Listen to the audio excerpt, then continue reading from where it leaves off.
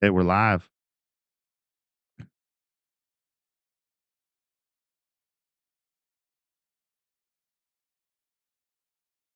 Study deep, and we're just getting started.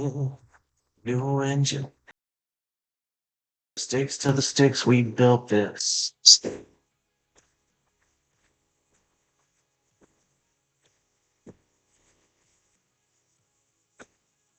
It's not just a game, it's a generation. Pathways that goes from foundation. Since '04, the war's been waged through every console, curse and change. Lights come up, the future blinks. Old blood watches as the new way thinks. Another year, another line in the lore, and someone's gonna walk through that door. It's not about fate, it's the fire we bring in the NDL. You earn everything. This is darkness. How long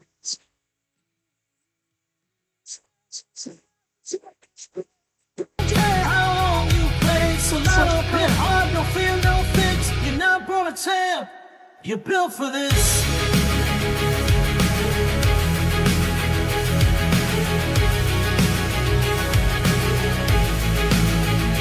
Big Mike carved this crown in stone, still winning long after his prime was known. Shell's name stitched in on the feet at night, so guard no fade, they fight.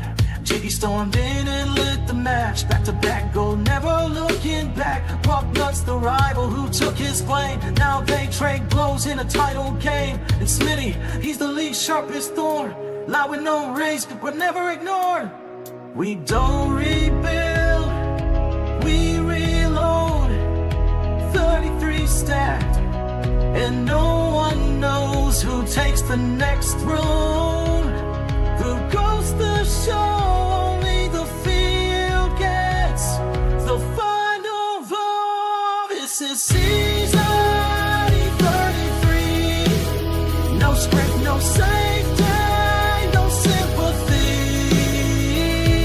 Forget the past, it only watches today. Belongs to those who bleed. So stand tall, swing big, don't miss in the NDL. You're built for this.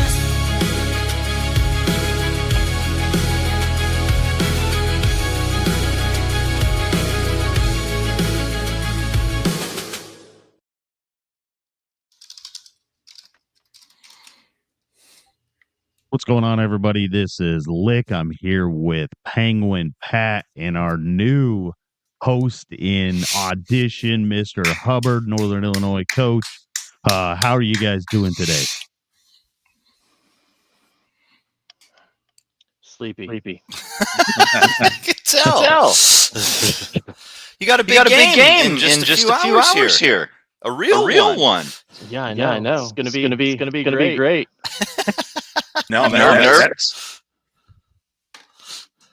Oh, that's exciting thing, guys. Real ones now. Yeah. We were talking about this in the chat. How nervous do you get about your real team? I guess. The team you're playing NDL, how do you feel about it when they're actually playing?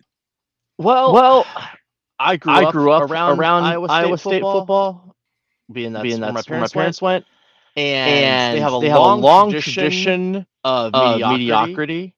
So I'm actually very tempered. I also grew up a Tampa Bay Buccaneers fan, saw a lot of losing there. I was a Braves fan in the 80s before they made on their run. So I'm not saying I'm okay with losing, but it doesn't traumatize my soul the way it does when my Knowles lose. Okay. Fair enough. I'm a Cowboy fan. So losing is just changed my heart right where it matters.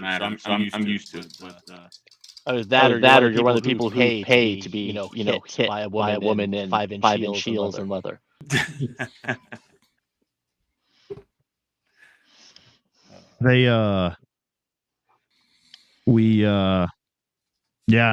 I don't know what game I'm most excited about this weekend for college football. There's not a whole lot on the plate. There's no wrong answer. I'm interested in.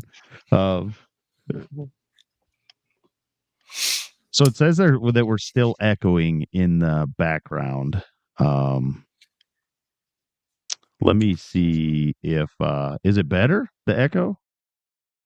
Sounds better now is what I'm getting. They said it sounds better. Nothing worse than I don't know. It says it sounds better. So I'm not sure what. Yeah. Don't hear any echo on my end.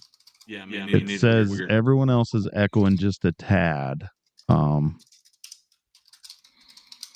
Man, yeah, I don't know what to tell you guys. Let me see if I can. Is there something we can do on our end? No, I don't think it's you guys. They said it's good now. They said there's no echo. Okay. So, I don't know. Some of them are saying it echoes. Some of them saying it's not. Perhaps we hearing. Let me see if this will help. Some little some technical difficulties here. So Hubbard, tell us a little bit about yourself while I'm working on some audio issues here. Yeah, man. No, awesome. This is obviously my first year in the NDL, and man, I live in East Texas. I know there's a lot of Texas guys here. I'm a couple hours east of Dallas. Been a coach now for, I think this is my 13th year coaching, and so, man, just love college football in general. Fortunate enough to have a wife who loves college football too. That's pretty awesome. And so, man, just what a community here. Happy about that. But coach and teach now. 3 kids, 2 of them are at Oklahoma, and that's tough as a Texas fan, right? We're a UT family, and then one in law school over at Mississippi College in Jackson, Mississippi. So, man, just super pumped to be here and enjoyed being around everybody here, you guys especially. And man, there's very few guys that I haven't met that have not been very welcoming and have enjoyed getting to know. So I just appreciate you having me on here today, and hopefully you guys won't make me look too dumb today. You said East Texas. How far from Royce City? Man, I'm about it. Man, you pulled a random one out there, right? I'm not really. No, that's where we had our meetup. Our NDL meetup was in Royce City. Did you really? Yep. Yeah. I'm an hour 45 yet. Hour 45 probably south of Royce City. And we've actually played a couple playoff games in that stadium there because they got a nice high school stadium there. So, yeah, not far at all. And if you're ever in that area, there's a beautiful brewery down there in Royce City. Man, what was the name of that brewery? Was Anvil something? Let me pull that. It's an old firehouse that they turned into a brewery. It was really cool. That is awesome. No, I had no idea you guys done that. I was like, man, Royce City is very random. You must know somebody, but I guess you all know somebody there. So. Yeah, it was. We had a lot of fun there. There's some big old houses there in Royce City. Well, it sounds like we got our audio issues situated and everything. We got people in the chat loving that Hubbard's on the show. Tex and Noel said, "Has Jay Hubbard drafted yet?" There's a. There's some things that'll never go away. All right, we're going to jump right into the NDL talk here. The new polls got released this morning, and so I just want to kind of get your guys' quick instant take on the polls. And do you think that the NDL, you can clearly tell some of the voters are voting with people that are missing games, people that aren't playing games? You can see that that's slowly starting to affect some of these teams. What are your guys' initial thoughts? I'll jump in and say I think it's interesting the way they've reacted to the defending champ a little bit. Dropped him down a spot, though he's still getting all those number 1 votes. I frankly am surprised if they're going to punish him, they didn't drop him down farther. That was a little curious to me. Yeah, I mean, crazy seeing Georgia just completely out of the top 25. I still ranked him, even though, it's not like he's losing to scrubs. So that one's a little confusing, but I did put Arkansas on my poll, so glad to see other people are noticing that. And then obviously, some of us, I vote when it comes out because I'll forget. Like that's what happened to me a few times, a few seasons ago. I'd be like, oh, I'll wait till Friday. Boom, totally forget. So I'll do it when it comes out. Obviously, NC State beats Duke last night, so maybe they would switch spots in the poll, or obviously NC State would at least jump in front of Duke. But everything else seems pretty good to me. I would not put Clemson at 11. I'd still move him higher than 11. Everything else looks pretty good though. How far up? Oh, go ahead, Hubbard. Go ahead. No, go ahead. I was just going to say, I think, you guys hit on a couple of main ones. Arkansas, Pat, we were talking about before show came on. I think that's a team that deserves to be in there. And Penguin, you mentioned, LSU getting dropped down. And you're right. It's, if you look at the number of votes, we were talking about this, they have 40 more first place votes than Texas does. So really, it just became down to people just not putting them up there because they haven't played as many games. The other thing is, Baylor, Pat, being in the top 10 finally. I think there was a little talk about that yesterday. I think you've played really well. And then even to me, Texas Tech dropping, if Utah's the 6th or 7th best team and Texas Tech, I know it was a kind of a lopsided game, I guess, but do we really think they dropped 9-10 spots? Are they that much worse because they lost to the number 7 team in the league? I don't know, but I think other than that, it's pretty true to form. That's always the. I think.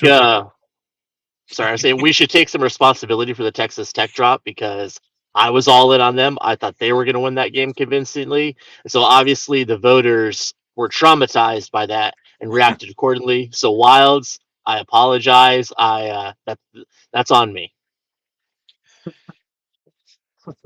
How far up do you think Miami goes, and how far down does Florida drop?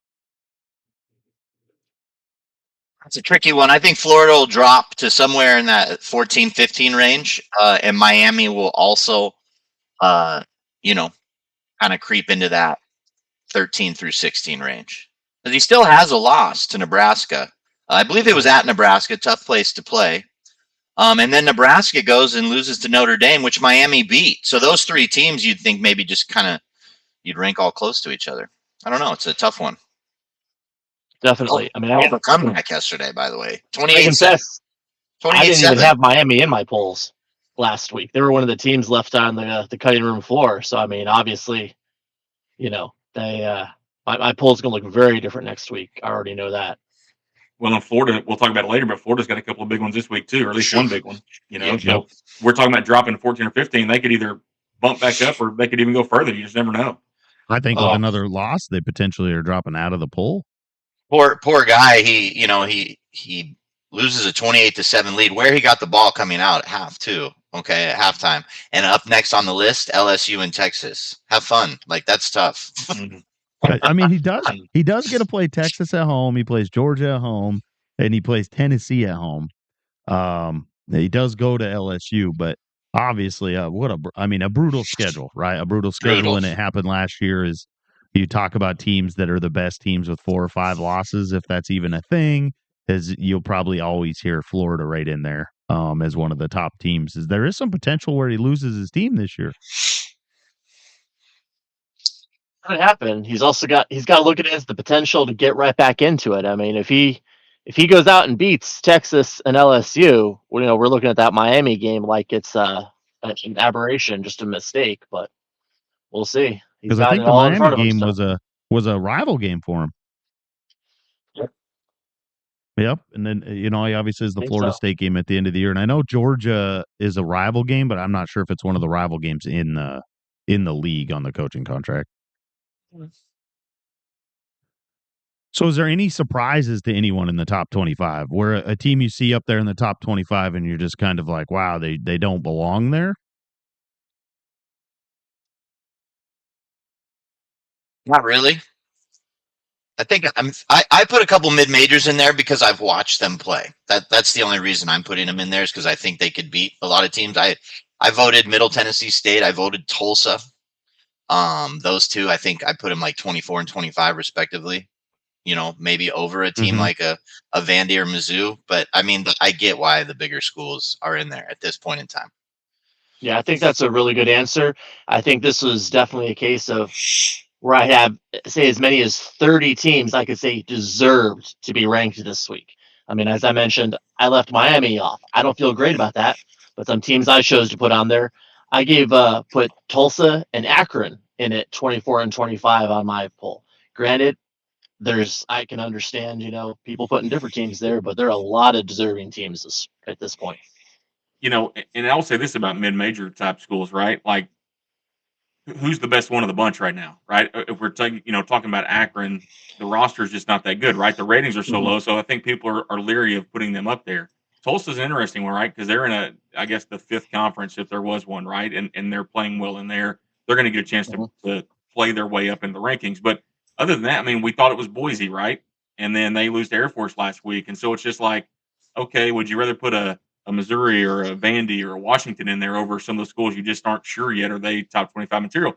Missouri State's going to get a chance to prove it this week. Akron will get a chance to prove it this week, I guess, against Chip. But I think it's just the right combination of big schools having good years and the mid majors kind of like we're still trying to figure out who it is.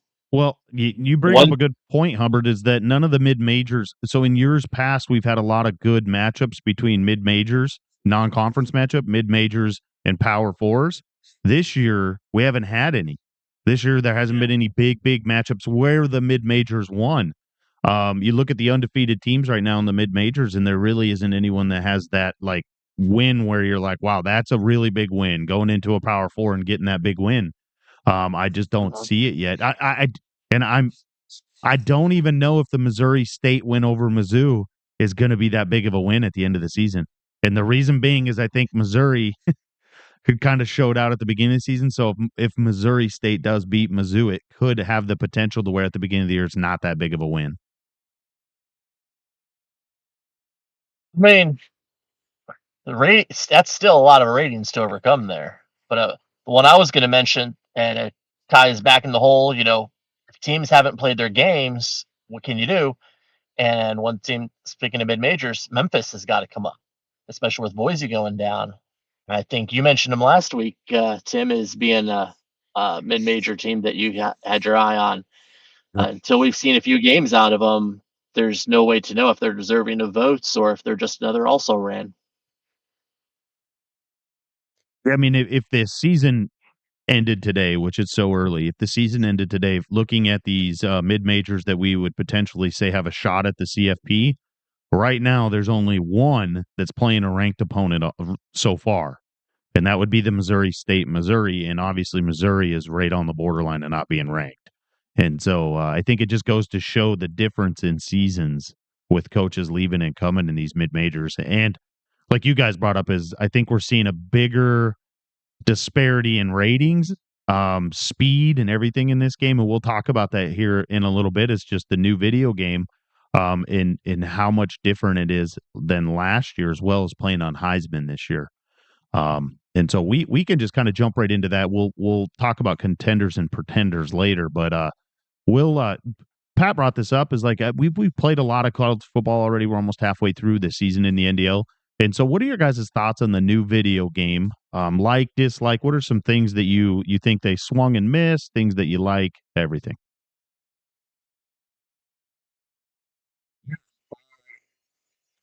They fixed most of the stuff that I didn't like about it, so I actually really enjoy the game a lot. They fixed the two things that really bothered me was just the IQ of a zone defender. When he wasn't covering anyone, he would just stand out there instead of like going to cover someone. And then they also fixed the quarterbacks getting hit and the ball just flying in the air and a D tackle picking it off. I had a D tackle 2 different times this happened to me. Pick a ball off while he was laying prone flat on his back. It's just that might be something that happens once in the history of football, and it happened twice in games, and it helped me out. But it was so dumb. They got rid of that, so I really enjoy the game. I like the speed of the game. I like that running the ball is hard. I see all these people like running's too hard. No, you have to no shit. It's hard in real life. Like you have to know what you're doing a little bit. You can't just pick halfback stretch and like, oh, this usually works. Like you have to know blocking schemes. And I think that's really cool. So I really like the game in that regard. And I'm glad we're playing on Heisman. And I'm just enjoying it. I would say I mostly agree with what you're saying. The one thing I've got a challenge with is how they completely savage the speed of the non-elite teams. I get that speed should matter in elite, but I mean the disparity between a team at the very top and I mean even a team like myself or then like a team like Akron or whatnot is absolutely wild. I do think there should definitely be things that separate the teams, but I mean, it's almost debilitating to the point where there are literal plays you cannot run. Like you mentioned before, if you're playing with a mid-major team, you can't possibly run man coverage versus, an LSU or Alabama where the play is literally a guaranteed touchdown. And while, yes, there's a difference in the athletes in these schools, there's still some dudes who are fast at these smaller ones. I would really like to see them figure out a way to show that disparity without making it look like these guys all run a 15-second 40-yard dash on a mid-major school. For sure. The speed thing's interesting, right? Because now in 2025 in the NIL era, right? Like smaller schools do have good players now. It's not the same as maybe it was 10 or 15 years ago. So that's kind of the line between real life and the video game. I agree that as a bad team, you guys, I don't want to hear you talking about your speed. Okay, well, come on up to Northern Illinois and we'll talk about speed. But my team's plenty fast.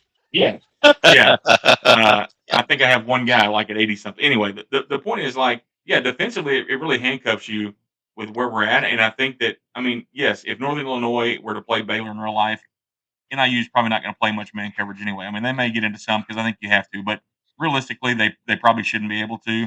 I'm with you. The D-line picks were awesome to watch, I guess, at first until they happened to you, and then let's get rid of that.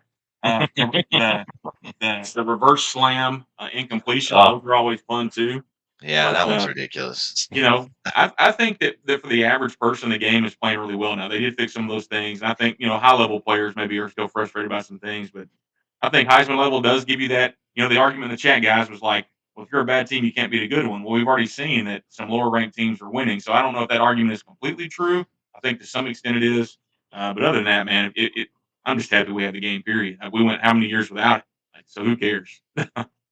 Amen. Yeah, they some of the things that bother me in the game, I mentioned it the other day in a chat, is the wide receivers jumping on their own when the ball's like, you'll throw a crossing route and the ball's like chest level and the wide receiver jumps for whatever reason, and it's always an incomplete pass, whether he gets hit or the ball goes through. And I think they just kind of they dummied down the animation for catching the ball. Like on defense, you'll see so many balls get thrown over the middle of the field now where the user can't catch it and it'll go through the guy, over the guy, which I kind of enjoy because you look at last year's game, it was dang near impossible to throw the ball over the middle of the field, whether it be deep, shelf throwing, in the different levels. Like it was almost impossible because of how high people could jump. And so I do enjoy some of that. And Pat, I do enjoy the running game, although I still think that they make it a little too hard to run between the tackles necessarily. I wish some of the animations were just a little bit better, right? Like you'll have a big power back running through and a little DB will come through the hole and it'll blow the running back 5 yards. Like I just think that the animations could have been a little bit different, but I do enjoy being able to watch the blocking schemes and the cutbacks. I think the cutbacks is really where guys are going to start getting those 3-4 yards of carries on your cutbacks. And so it's I don't know. For the game itself, I think it's fun. It's fun to see these roster updates come out and all the new players that they put in the game. Some of them are impactful for teams, so it'll be really interesting to see how that does affect some of the games moving forward because some teams did change their overall and stuff. And so I'm excited. Hopefully they continue to update the game throughout the season. Pat, if you could pick one thing you wanted the game that they could update, right? Not something that they can't change the engine, but something that they could update. What are you picking? I'd still like to see just a small minor tweak on some broken tackles. I've given up a couple touchdowns in league games so far where I literally just kind of started chuckling because it was just ridiculous. But it doesn't happen nearly as bad as it did when the game first came out. It was really bad. But every now and again, there's a few that I still see in games I watch too, where I'm like, come on, man. It's like, it's like Superman out there. So that's the only thing I would nitpick. What about you, Hubbard? What's one thing you'd change?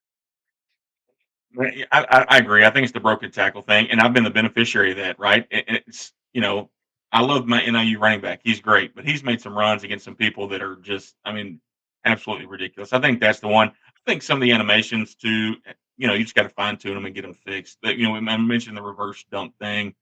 And I do think in the run game, to go back though, what they did fix that I do like is, and Homie mentioned this in the chat right here, right? You have to ease up on the sprint when you're running. Is in the past, you just can hit that sprint button, hit the hole.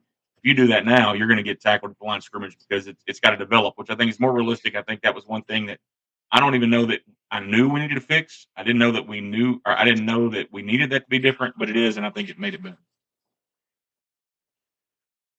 What about you, Penguin?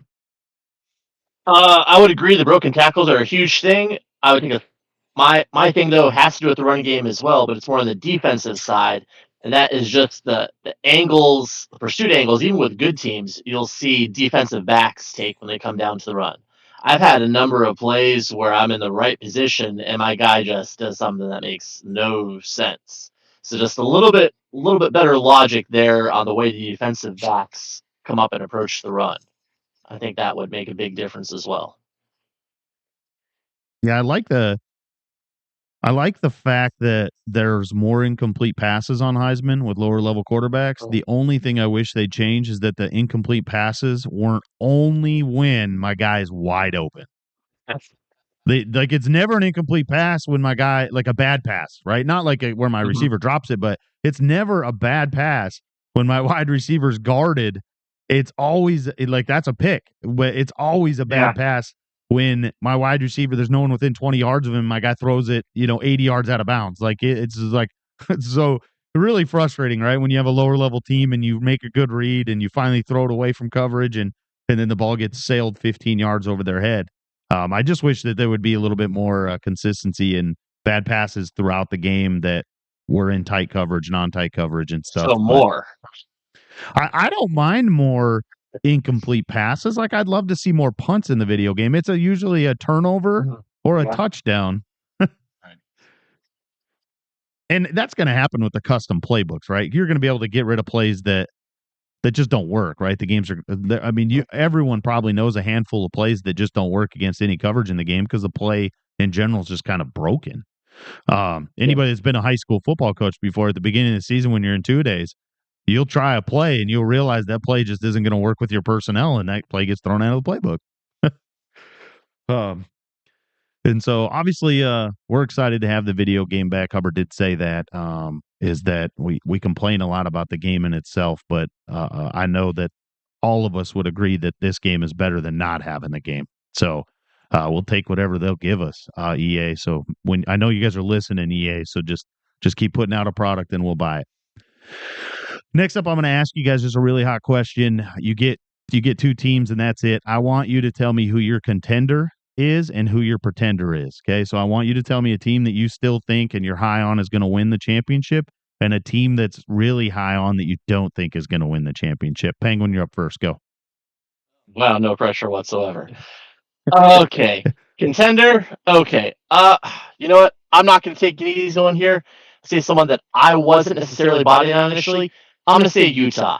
I don't want to say what I've seen from Marion there. Granted, this team may have been better last year overall on the roster. I think what he's shown with the tools he has and that taking part of Texas Tech, that they are going to be in the mix. And right now I'm saying I think they're going to make it at least to the Final Four in the playoffs. Wow. Okay. Is this reverse psychology to jinx him? We don't know. But this is my pick for right now. Who's your pretender then? My pretender, Oregon. Wow. I think there's tons of speed there, but for whatever reason, that defense I feel like just had issues despite the fact of all the talents they have. I say that as someone that's a team I've played a handful of games with, and I just don't trust them. And that Oregon State game with what the Ducks gave up there further solidifies that thought for me. I think the time's going to come. Oregon's probably a playoff team. They're going to get boat raced out when they go out. Now, Tim, this is who we think would get to the finals. Yeah, who do you think is going to win it? Yeah, who do you think is going to win it? And then which team do you think everyone is obviously clearly high on that you think is just a pretender and they aren't going to show out, either whether they make it to the playoffs or they just miss it? Yeah, so I am definitely going to go with Ohio State for the contender. Most consistent person I've watched play, has a really good football team there. D-line, best player in the game on defense, best player in the game on offense. He had the best player in the game last year at Colorado and did a good job using him. So why not just use him the same way? Except obviously he can't play corner. So definitely going to go Ohio State contender, pretender. I am going to go with, and he's not here today, and I apologize, is Alabama and Smitty. He's looked rockier than I would expect for someone that's played the game 5,000 times. I just think, he definitely really likes to line up in I-backs and run the ball, and that's a little harder to do this version that we've talked about already. Yeah, he does like to throw, but the quarterback is kind of more of the weak point of the offense. So I'm going to go with Bama as a pretender. Now, it might make the playoff, but I don't see Alabama winning the national championship. And the joys of going third, right? My Utah pick gets taken. I probably would have gone with Alabama too. Man, so I really got to reach here because I think there's some teams that's, Ohio State, obviously, have Pat and Baylor. Right? No, listen, I think. Just are you talking about a pretender or a contender? Pretender. I think, listen, the way this thing is played out, especially in the Big 12, right? Like you get Utah later on, right? But you got a chance to at least make a run and get in there by winning the Big 12, right? So, I don't know. I mean, Blaine Penguin, he took my pick, right? I was going to go the other Big 12 team. I don't. So go with Penguin. No, listen. The man can see. He has eyes. That's not a good bit. No, I mean, I was even looking down, right? Like it's just the conferences are so tough, right? Like I could think of a couple of schools there, right? Like maybe I've even thinking, okay, what about Oklahoma, right? We were talking about that he hasn't played a lot of games yet, but he's got with Mateer, that offense and that playbook is really good. I think having that group, so I think there's number teams there. I think what Pat does is play defense well, right? 50-something points in 4 games, which I think will help you in the Big 12, where there's not just a ton of speed. Utah's strength is run the football, right? So you got a chance there. Iowa State's strength is run the football. So I think you got a chance. So that'd be there. Now, pretenders, golly, it's kind of easy because he lost last night, but I would have said Duke, right? Like I think going into the year, we thought Duke was going to be really good, have a chance to win that conference, go against Clemson or whatever. But losing to NC State kind of hurts them. Florida, with Lagway and kind of the preseason what we thought there. So I don't know. Pretenders hard. I honestly would have gone with Alabama too, just because I think the conference is so tough, and Smitty has self-admittedly not had as great of a year as he would have liked to. Yeah, the compliment about the defense. So I do want to plug, I like to plug our guys at Baylor. We like to, we're a pretty strong bonded team. Travion Barnes, our starting inside backer, best defensive player that I've used in the game. And, almost 40 tackles on the season in 4 games and 3 picks and 2 forced fumbles and 2 fumble recoveries. Love the guy. He's our glue guy on defense. So thanks for the nod on the contenders. So appreciate that, Jeremy. I do what I can. So I had an interesting take when we were talking about this. As we know, obviously, there is college football kicking off this weekend. Excited about it. Real life football. Next weekend is the big granddaddy, right? We got the last game for Lee Corso. I know we've talked about that. And our game day crew, obviously, some of the inspiration behind the NDL college game day. Well, almost all of the inspiration was obviously real life game day. Growing up as a kid in high school and stuff, that was one of the rituals. We'd wake up in the morning and we'd go down to our local sandwich shop. It was like a little market, and we would get some sandwiches. And this was early in the morning. And then we'd come back and we would literally sit on the couch and we would watch college game day all morning. And so obviously for me, it's going to be pretty emotional next week, seeing Lee Corso's last game. And we were talking about it pregame, is realizing that he's 90 years old. And it just shows how fast time can go. So pretty exciting. But the game of the week next week is going to be Texas, Ohio State. The next game update for these players, this is me getting a long story short, but it's going to be long, is that Ohio State, Texas play each other next week. In my contenders, it's really between those two right now. Ohio State, Texas is being the contender in the NDL. So I think next week's real game potentially could decide what team gets the biggest boost in season, because it happened last year. One of those players in that game is going to show out. One of those players in that game is going to have one of those Heisman moment games, whether it be Archie Manning or someone, and they're going to see a giant ratings boost. They did it last year. You're going to see someone jump out 4 or 5 overall points or speed, or you're going to get some big boost that one of these coaches that are already brilliant coaches in the NDL, they're going to get that player that no one expected, right? And they're going to get some type of a role player or a big key player is going to change, and I think that that's going to push them to being the number one contender in the league. So I think it really goes down to those two, and they're going to get help from the real life matchup next week.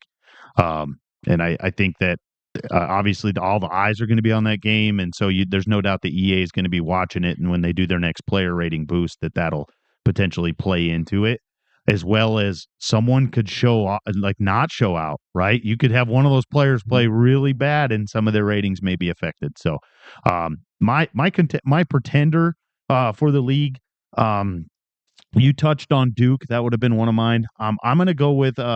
It's really hard for me to go into the SEC. I'm the commissioner in there, but I'm going to say Tennessee.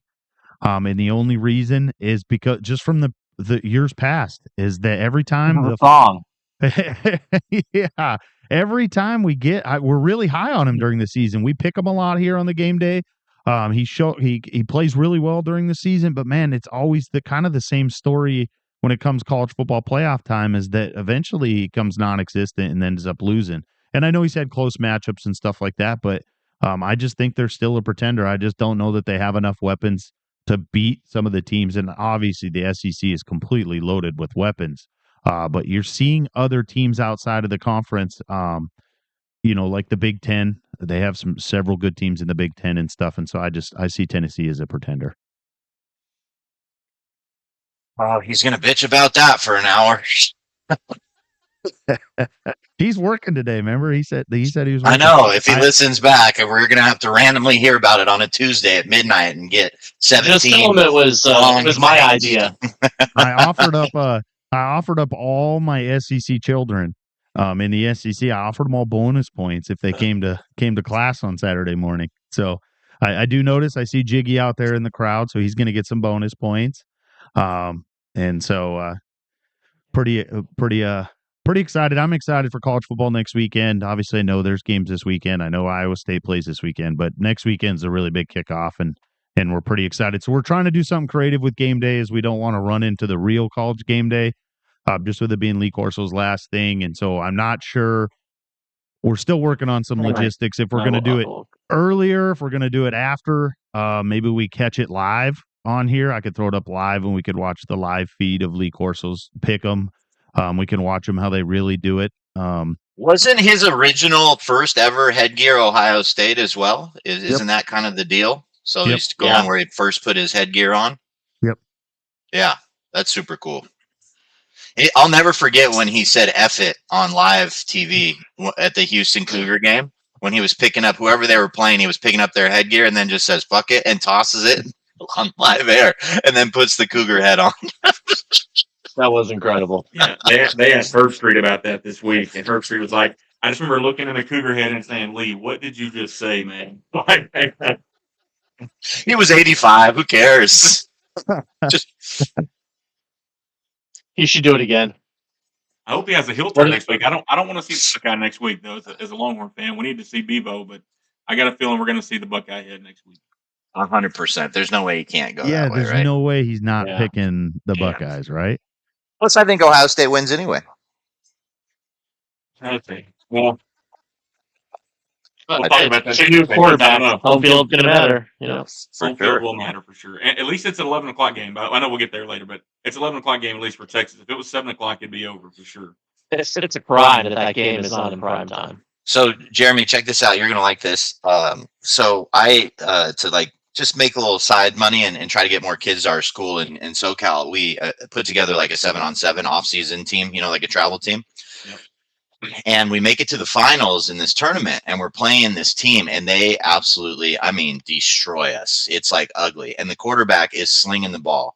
And I'm like, dude, who is this kid? So I asked our head coach what his name is. I go and look him up.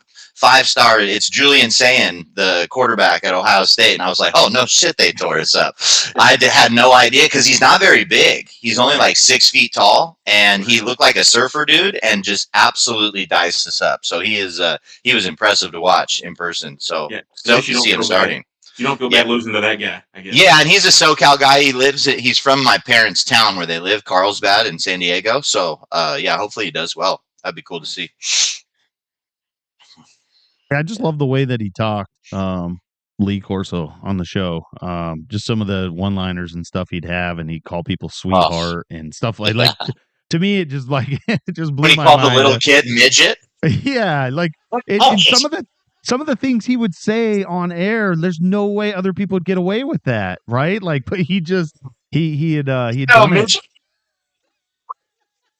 Yeah, so it just like really crazy, just some of the things that he would say on College Game Day, and I obviously it's an iconic thing, it's kind of like people have all the celebrities and stuff on there, and he's just kind of become the face of it. Now I know it's a little bit changed for people that have started watching the last 5 years.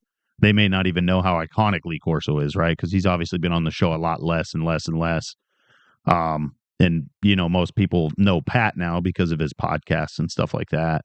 But still, like you mentioned earlier, Game Day isn't what it is, and if we're doing this show here in 2025, we're not calling it Game Day without Lee Corso being who he was and elevating that show to that level. So yeah.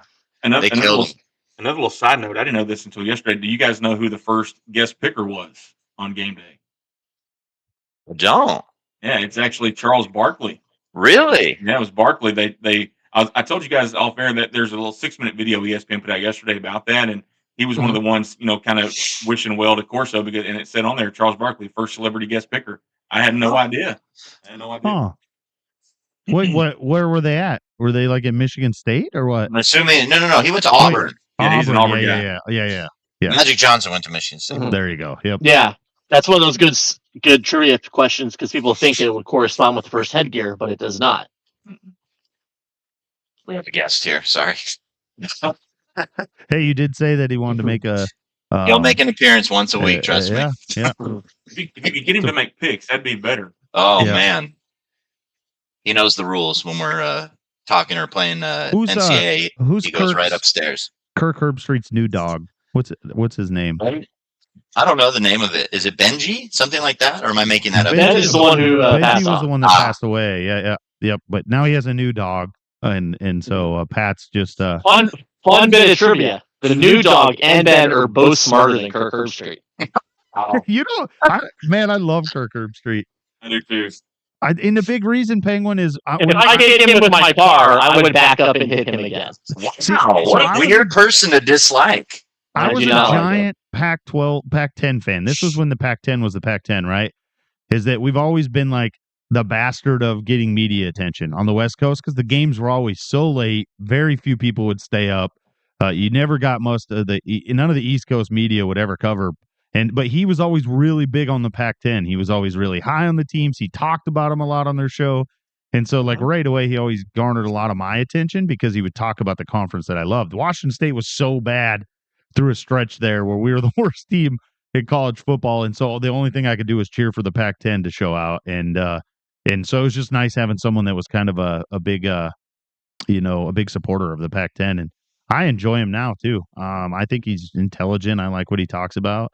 But it's funny hearing you just absolutely hate him. He's not even a bad guy.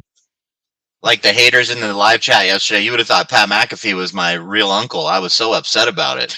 Yeah, I thought you were going to jump through. I wasn't even hating on him. I had a few cocktails. I was watching Chelsea play, my favorite soccer team, and I was out with a bunch of Irish buddies, and so just ready to fight. Oh yeah. I was ready to defend my fake uncle to the death. I wasn't even hating on him. But at least people at least McAfee gives you a reason to hate on him. I don't think Hertford ever has done anything wrong to anybody. And Penguin just off the top rope at him. I don't know. Yeah, we don't have time for me to get into it. No, we don't. It must be a Florida State thing. He doesn't ever pick you guys or something. See, it's always some homer bullshit that gets people upset. He loves Canel. He is the face of and poster child of everything that is wrong with ESPN and our relationship with Florida State. Him and Heather Dinich can both die in a fire. What? Oh, from the guy not even wearing an FSU hat today. What do you know? He's got FSU. and his robe or his kilt or whatever in the background is kind of as if I do love the starter jacket, though. Yeah, Absolutely. It's a jersey. It's a jersey. Is it? No, it's my old work done. Yes, my old work done starter jersey. Oh, what a stud that guy is. He is. Hey, one of my two favorite Seminoles of our time. Quick question for you guys. Yesterday on PTD, if you haven't listened, you can go listen to the episode of PTD. We were visiting about games played in the block, right? I'm just kind of looking through the standings right now. And what's your guys' thoughts on teams that haven't played any games right now?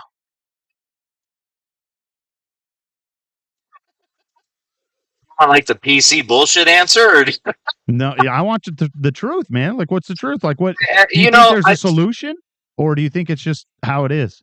You know what bums me out? Because I did actually, someone shared the list and I was just curious, so I looked at it. And look, no one has to like the league or anything nearly as much as maybe I do or we do.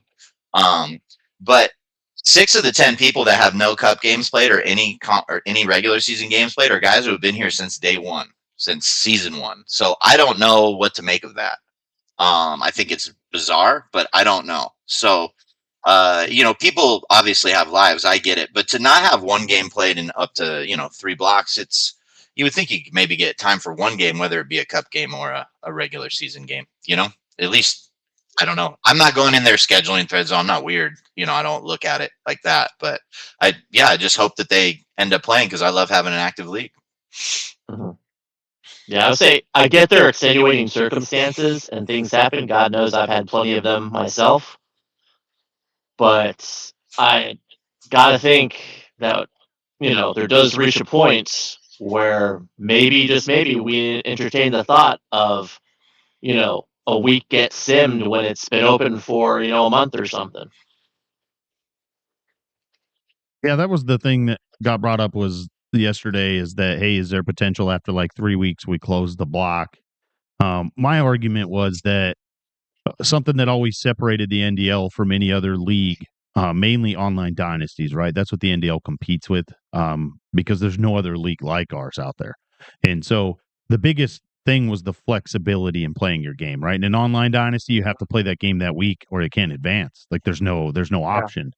The NDL within 48 hours in a lot of cases. Yeah, but in the NDL, it's big. One of the biggest draws was that you had flexibility over a course of a season to play your games. And there is the bad with that, right? You take the good and the bad. The bad is that it's harder to do media stuff. It's harder to vote. It's harder to the stats. It's harder to do all those things. But at the end of the day, the guys that aren't going to play their games, they aren't going to play their games, right? And I think that collectively as a group, just the people need to just kind of look maybe a little bit more at like when I say a group, I mean like the admin team and stuff, and they probably do. It's just keep an eye on who we're simming games for, right? If it's the same coach every year that's getting a few games simmed every year, we should probably look at maybe replacing the coach or moving him back down. We've all been at a point in our life where life takes over, and there may be a season or two that's affected by that, right? But if it's the same person every year, I think that's really the biggest issue. To me, though, it's not a big enough issue to warrant wanting to close blocks. And the reason being is I've always really enjoyed that flexibility with coaches, because we have a couple high school coaches, or at least former coaches here on the show today. Is how busy are you during football season? Yeah. Last year I coached, it's very clear, like I had a really good team. And I think we lost Pat. He froze. No, now we got you. You're back. Yep, sorry about that. Yeah, no, I just, in the heart of the football season last year, like in coaching football and having a full-time job, and the football thing being just like a side hobby. Yeah, the NDL, like I was just not playing games. That was the first time I didn't think I'd ever had a game simmed, in a long time. So, yeah, it was not good. Yeah, and I know we have college coaches. And so I know there's busy seasons for people, right? People have sports, things like that, and so sometimes I think having the flexibility to be able to play when your season's about done, or play 3 blocks all in one weekend. What about you, Hubbard? I know you're pretty busy in the sports world as well in the fall. I think it's about communication, first of all, right? Like, are you just not showing up and we're not hearing from you for weeks at a time, or are you like, we have the thread, right? We can go and post. I'm going to be out of town, or I'm this, and I think people get that, right? But I think what happens is when guys who aren't playing anything and now they've got 6 games to make up in the last 2 or 3 weeks of the season, right? Well, not only does it affect them, but it affects the people that have to make up those games too, right? So let's say, for example, I've had 3 games and I haven't, but if I had 3 games that I haven't gotten to play because people haven't played, now I'm having to go in and make up 3 games at the end of the year when I'm already busy enough where, hey, I can get my 2 in, but now I've got to make it 4 or 5. And so I think it kind of puts everybody in a bad spot.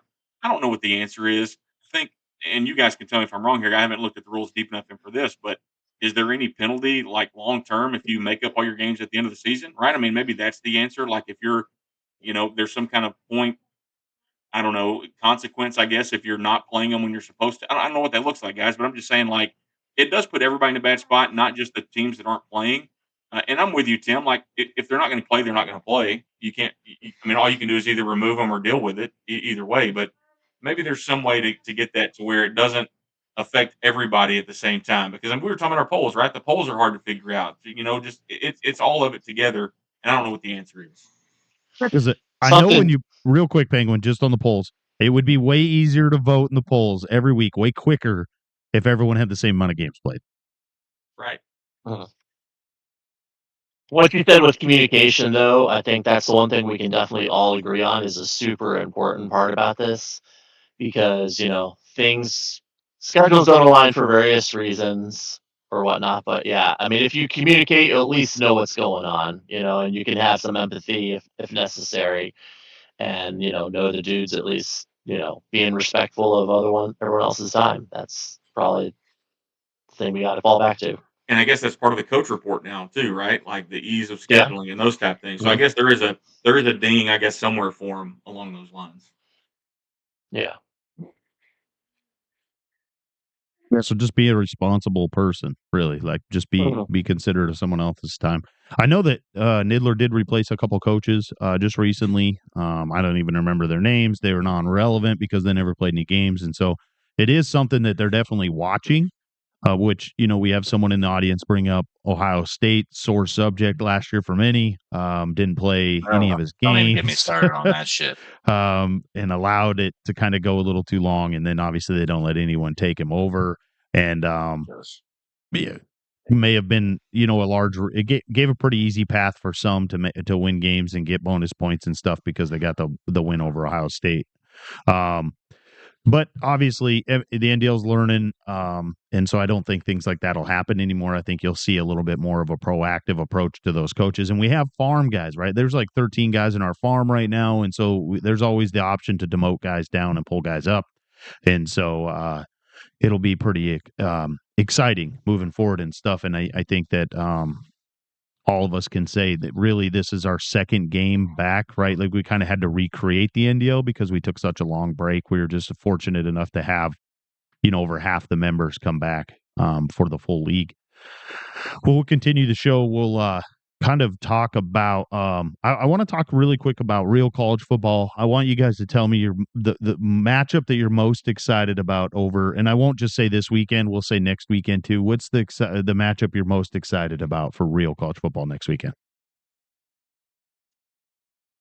I'm excited to watch Clemson and LSU play. They're supposed to both be teams that are gonna make the playoff, and they both have first round draft picks at quarterback. They both have talent. One on all over the ball, especially LSU, like speed wise, and then Clemson on their D line. And this is the first year I live an hour from Death Valley, so I'm definitely going to go out next Saturday and hit downtown, and I'm excited. It's probably going to be cool to they're very fanatic about, way different than Los Angeles, about their college football out here. So I'm kind of excited to experience that. So LSU and Clemson, definitely looking forward to that matchup. What about you, Penguin? I think that's a great pick. That's gonna be an awesome game to watch for sure. But I mean, my pick has to be watching my Knowles play and to see not so. Gosh, I freaking hate saying not so much the outcome because being a realist, it's a bit of a mismatch in a lot of ways. But it definitely got to see just the mindset and the mentality after just the nonsense and disaster that was last year. I mean, if you've played any team sports, be it, basketball in the third grade, you understand having desire and wanting to do stuff and play together. And we did not play together. We were not a team last year. It was an embarrassment. So I'm nervously optimistic to see an actual team that actually plays for each other again. That's what I'm looking for. Obviously, the Texas Ohio State game is what I'm looking forward to as a Texas fan. But how about this one? I want to watch TCU and UNC next Sunday night because I want to see what Belichick looks like in the college football, right? Like, what does it look like to see Bill on the sideline with 19, 20, 21-year-olds as opposed to Tom Brady and Mike Vrabel, right? So I'm curious. I'm glad it's the Sunday night game, or actually, I think it's the Monday night game on Labor Day, actually. When they play TCU? Yeah. Yeah. I'm interested. What a great pick. Yeah, I'm curious. I don't like either one of them, but it'll be fun to watch and see how Bill responds. Love that.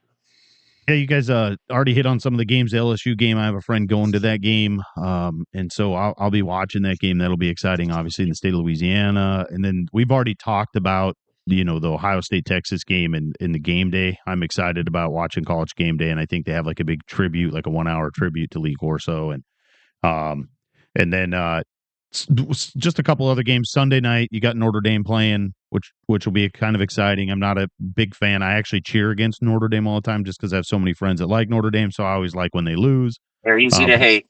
Yeah, playing Miami, and so that'll be a good game on Sunday night. Sunday night football per se. Obviously, me being a giant Washington State Cougar fan, I'm pretty excited to see the Cougars this year with a full revamped roster. They'll be playing lots of freshmen this year. And they're playing, this one's for phony, they're playing the Idaho Vandals. And so if anybody probably doesn't remember that soundbite from a couple seasons ago when we were doing player awards, pretty exciting. And so lots of college football. I'm really excited. We got high school football starting to kick off in Louisiana too, which is pretty exciting.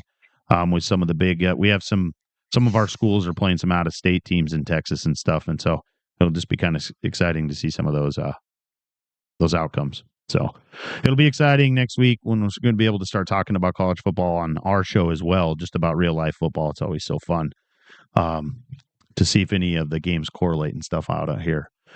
So we'll favorite time in the NDL when football is going on, and we're in the heart of it because it makes you want to pick up the game and play. It really does. When you watch a good game, you're like, shit, I want to get on the sticks and play a little bit. Yep. Yep, I agree. Yeah. So we'll just jump right into our pick'ems this week. Obviously, it was really tough to narrow it down. Normally we try to do 6 games on the show, but there were so many good games this week that we couldn't, so we kept it at 8. Obviously, with our game of the week leading up to the Oregon versus Penn State game, which has playoff implications in that Big Ten. So Penguin, go ahead. So just like last week, I picked 4 matchups out of the 8 to do some fun facts about. So it's fun facts with Petty before I make my pick. So first game, we have Hawaii facing Air Force. Little fun, interesting tidbits about Hawaii. Located in Manoa on the island of Oahu. Have any of you gentlemen been to Hawaii before? Have not.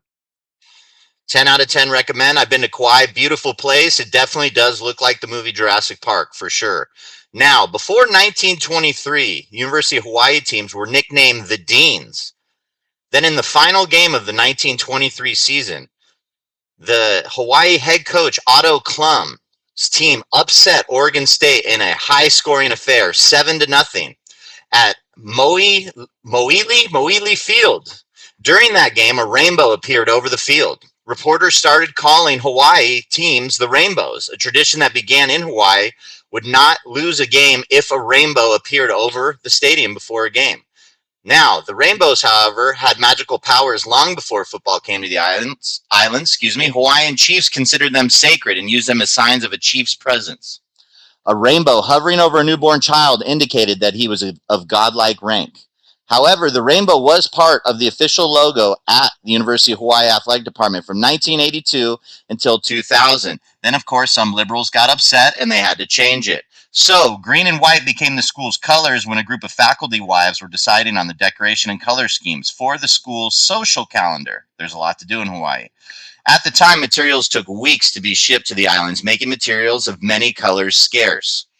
Turns out the green is the color of Lano, the ancient Hawaiian god of agriculture. So that's how they got their colors. Famous alumni from the University of Hawaii include singer and comedian Bette Midler, astronaut Gordon Cooper, actor Beau Bridges. I have no idea who that is. Time Warner Inc. CEO Richard Parsons, former NFL kicker Jason Elam, and you may recognize this name, but it's his dad, Barack Obama Sr., went to the University of Hawaii. Now, on to the Air Force Academy.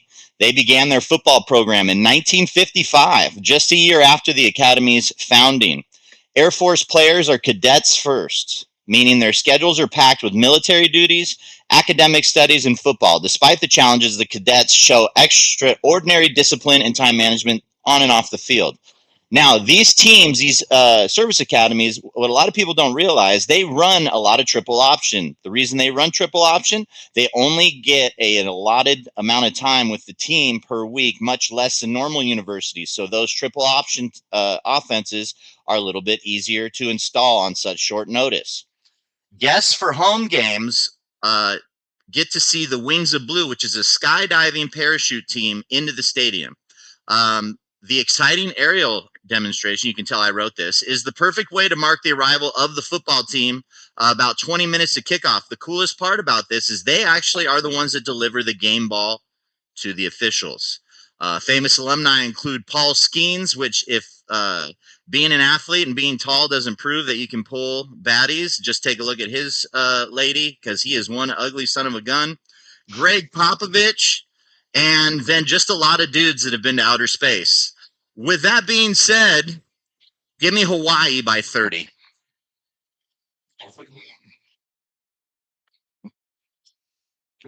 I love it. I love it. I don't even know how to follow that, guys. Honestly, I don't think you can. You have to 3 more times, so get ready. Yeah. I don't know how to, but I'm going to. So, here's the thing, right? This is interesting because we were all high on Boise, right? And Air Force beats Boise. We were all kind of, Jeff Daddy in Hawaii were playing really well. Everybody's like, all right, we like Hawaii. And then they lose to Wobbles and Fresno. And so it's kind of like, okay, it's Bizarro world. Who's going to beat who and who can't, who's any good and who's not, right? So here's what I'm going with. I'm with you, Pat. Going Hawaii. I think Hawaii wins the game. And I don't just think it's because, I think Air Force is playing really well. The Boise State win is a huge one. But I just think Jeff Daddy in Hawaii, I think they get the job done. Great pick. Yeah, Well, Tim, you go last, I think. Yep. yeah. Well, those picks were cute, and Boise was looking cute too in week 4 until Air Force came and knocked them down. And Air Force is an ironic name for the way they're playing, because really it's ground force and that option, and they're going to beat you into submission. Very nice. And you know what? All the rainbows in the world aren't going to matter. All the hell yeahs and Jeff Daddy aren't going to help. All the strange catches and guys flopping down the field or whatever on his offense isn't going to matter. Air Force by 2 touchdowns.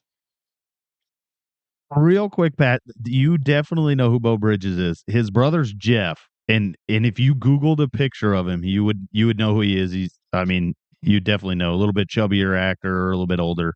But anyways, I hear the name Jeff Bridges in a little bit, ironically. there you go. So that's his brother. Their dad is Lloyd Sr., but like kind of an actor media family. Rushing stats wise, Air Force, obviously led by the two-headed attack, and Harrison Johnson are gonna. I think they're going to be able to run the ball. The problem is I think Jeff and the Rainbow team in Hawaii is going to be slinging the ball around, and I'm not sure Air Force is going to be able to keep up offensively. I have the Rainbow scoring 40 points, and the Air Force ain't going to be able to keep up. Hawaii wins. Gentlemen, I'll jump right into the next game with some more fun facts here. We have a big MAC contest here. See what I did there? So we've got Central Michigan facing off against the Akron Zips. We're going to start with Central Michigan University, which was founded in 1892 as the Central Michigan Normal School and Business Institute. Central Michigan's mascot is the Chippewas, as we know, named after the Native American tribe that originally inhabited the region. You'll see a theme here, of course, liberals want it canceled, so they've been getting in fights over it. The Chippewas play their games at Kelly Short Stadium, which is located on the Central Michigan University campus, 33,000 seat stadium. Not too bad for a MAC school. They actually have a live mascot. He's a Chippewa. Guess what his name is, Penguin? You're never going to guess. His name is Spike. What kind of Indian name is that? I wonder what type of people named him. In 1974, the Chippewas clinched the NCAA Division II National Championship. I heard Chip actually has that banner in his dorm room, which is a testament to the competitive prowess and strategic excellence on the field. Thank you, AI. Had no idea, by the way, I was today years old to learn that Brian Kelly was their head coach. Did you guys know that? No. Yeah, I had no idea. I always thought he was at like a D2 school and then jumped straight to the University of Cincinnati. So there you go. And their famous alumni, Antonio Brown, may have heard of him. Joe Staley, stud tackle for the San Francisco 49ers. Now, this one's my personal fave. If you know, you know. Brandy Love, alumni of Central Michigan. We have Tim Allen. And then and by the way, it wasn't Jeff Bridges, Tim. I screwed up. Jeff Daniels, a.k.a. Harry Dunn from Dumb and Dumber, is alumni of Central Michigan University. By the way, if you guys want to look up famous alumni Brandy Love, do it by yourself behind closed doors. Akron established a football program in 1891. The Zips home stadium is Infocision Stadium with seating capacity of 27,000. Now, however, here's the deal. The Zips is kind of a creative name for a school. And obviously the mascot is a kangaroo, which you don't see those very much in Ohio. They couldn't call themselves the Buckeyes because that name was already taken. And the state bird, the cardinal, had not been chosen. So they had the students vote on the mascot. Now, this was definitely the most interesting thing. The zipper was a new invention when they voted on it in 1926. So they named the school the Akron Zips. It goes back to Akron's rubber history. The name was cribbed from the metal fasteners on B.F. Goodrich's brand galoshes, whatever in the hell that means. After all, zippers had been invented. That would be today like someone being named after the iPhone, a school having the mascot as the iPhone, if you really think about it. Notable alumni, Jason Taylor, Hall of Fame defensive end. Yvette Brown, she is the main character in the new hit show Community. James Ingram, I have no idea who he is. Apparently he's a Grammy Award winning artist. And as far as my pick for the game, look, I think Chip, love him. I think he's going off the laurels of last version of the game. He's very beatable. I've played this Akron coach in the NDL Cup, and he can really sling the rock. If he shuts down that Central Michigan run game, I think he wins going away by 3 scores. So give me the Zips, aka the Zippers. I got to tell you, the chat's on fire today, by the way. You're going to want to go back and look at this. They just pointed out, Brandy Love and not Bo Bridges, which is, I think, is actually really funny. Priorities. I think that's a good sign. I got to be honest with you. We were just watching different shows, right, than the rest of us.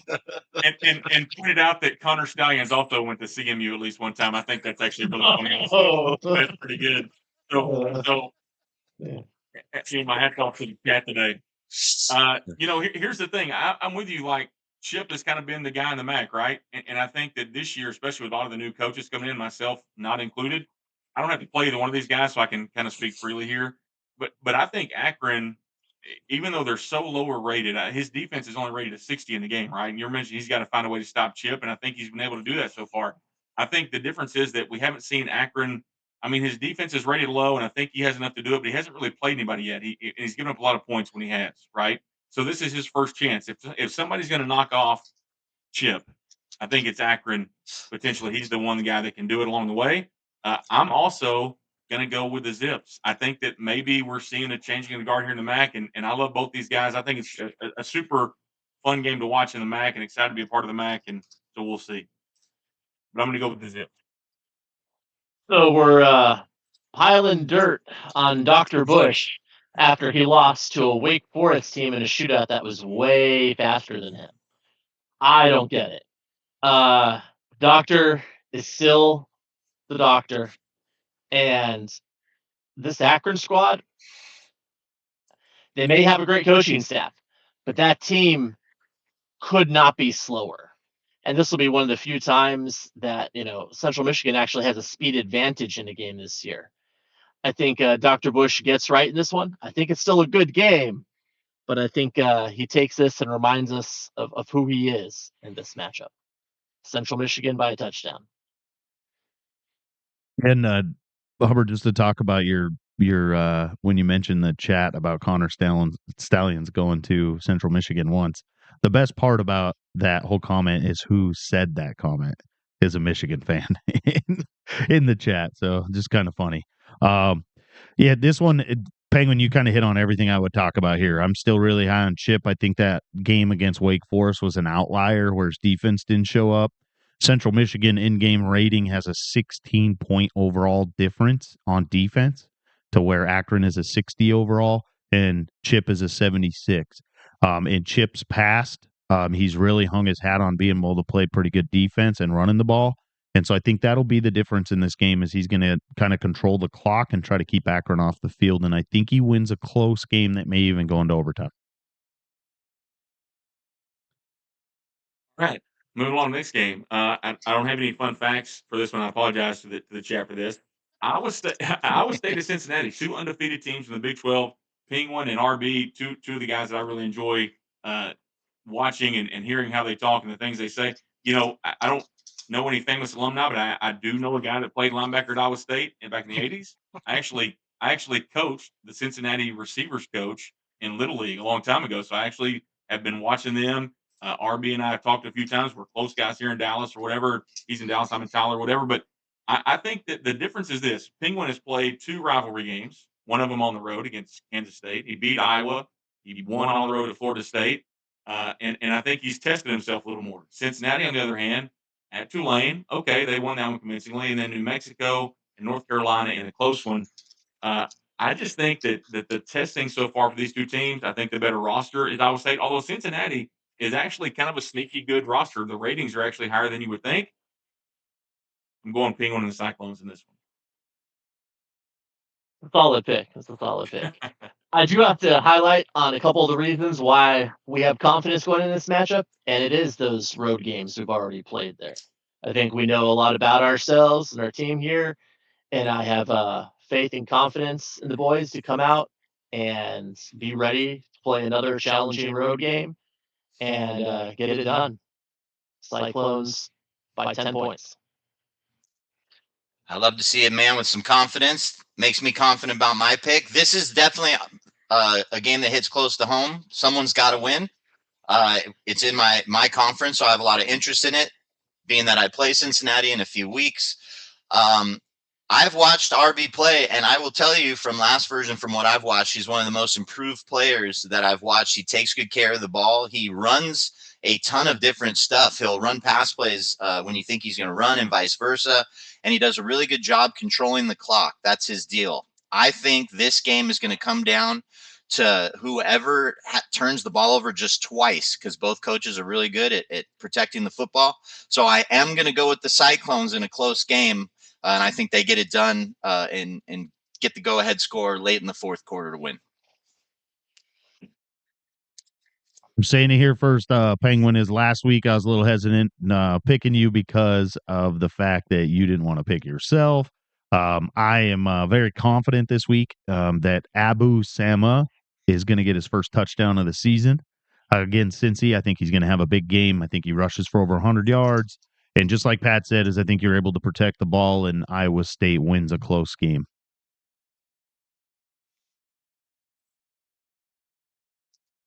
All right. Next game, Missouri State facing off against Mizzou. Probably my favorite game of the week because, hey, look, some people don't like when people lobby for votes. or say they should be in the top 25. Some do. Two of our lobbyers asking for votes to be in the top 25 this week were challenged by myself to play a game last night, and both chickened out. So, some interesting facts about Missouri State football, which, by the way, folks, not a lot. I had no idea, first of all, that Bobby Petrino had been their head coach the last few years. No idea. Now his son-in-law, Ryan Beard, is the coach. I guess they don't believe in the Rooney Rule at Missouri State. The school has little to no good football facts online. They consider themselves a basketball school. That is literally the first thing that came up on Google. The Missouri State Bears football team first fielded a squad in 1909 with Walter Langston as its inaugural head coach. Never heard of him. Achieving a 4-2 record. The team plays its home games at Robert W. Plaster Stadium. Beautiful stadium, seats 17,500 people. I'm pretty sure my high school stadium sat more people than that.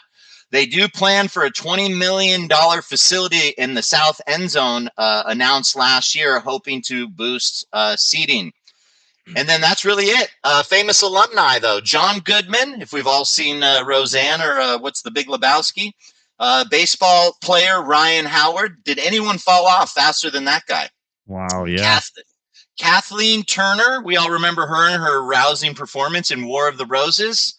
And then you have Don S. Davis. I don't know who he is, but a lot of my friends used to watch that show Stargate, and he was like the main character. So there you go. That's our fun facts on Missouri State.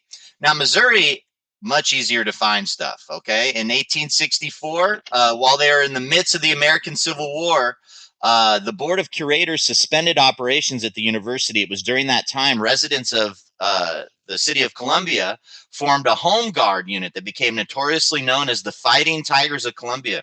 Guys, can you imagine kids today who, if TikTok goes down for 24 hours, they lose their mind? We're back when you went to the University of Missouri in 1864. You had to fucking shoot other people.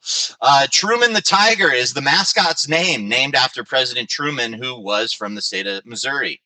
Now, their big rival, the University of Kansas, all-time record in football in that rivalry is 57, 54, and 3. In the border war is what it's called, a name that reflects guerrilla warfare between the bordering states during the Civil War. So there you go. That's why it's called the border war. The namesake of Missouri's football field, Don Farrow, helped lay the original sod at Memorial Stadium in 1926. He was then the athletic director for many years, most notably getting the school out of over $500,000 in debt. Great job, Coach. Mizzou's Rock M guarding the embankment behind the north end zone, we've probably all seen it on TV, is one of the most unique landmarks in college football. How it started, you ask? Well, you didn't, but I'm going to tell you. A group of zealous freshmen created it in 1927, celebrating a win against Kansas State by organizing some leftover rocks from the construction of Memorial Stadium. Today, the M, whitewashed by incoming freshmen before the start of the fall semester each year, measures 90 feet wide and 95 feet tall. Senior football players take a piece of the rock when they leave Memorial Stadium for the final time. I did not know that. That is really cool. Now, Jeremy and Tim, I know you've coached football, and have you ever seen officials when they have the little band on their finger to say if it's first down, second down, third down, or fourth down? You guys have seen that, I'm sure. You know what I'm talking about? Okay, this invention was created after the notorious fifth down play. Do you guys all know about that? Yeah, against Colorado. In Colorado, 1990 on October 6th, facing the eventual national champion Colorado Buffaloes, Missouri held a 31-27 lead in the game's final seconds with Colorado driving. The chain crew forgot to flip the down marker after second down. The Tigers stuffed Eric Bieniemy short on the end zone, and backup quarterback Charles Johnson spiked the ball on what should have been fourth down, forgetting that his team had already run 3 plays. The officials apparently forgot as well, and then awarding Colorado the infamous fifth down, in which Johnson may or may have not even scored a touchdown. I've watched the play. I don't think he scored. So talk about the fix is in, but that is why referees wear that little band around their finger so they know which down it is at all times. For anyone that's ever coached or seen those guys do that, that came to be immediately after this game. Famous alumni, they've got a lot. Brad Pitt, may have heard of him, handsomest man alive. Chris Cooper, John Hamm, Sheryl Crow, Lindsey Vonn, and MMA fighter Tyron Woodley. Look, here's the deal. Jose may be good. He may not be. I've never seen him play. I like Big Brian's game here. I just think it's just a talent and speed thing. We've talked about it a ton on the show, Into the Ground, this episode, and it's just going to be a better team and a pretty solid coach beating the Missouri State.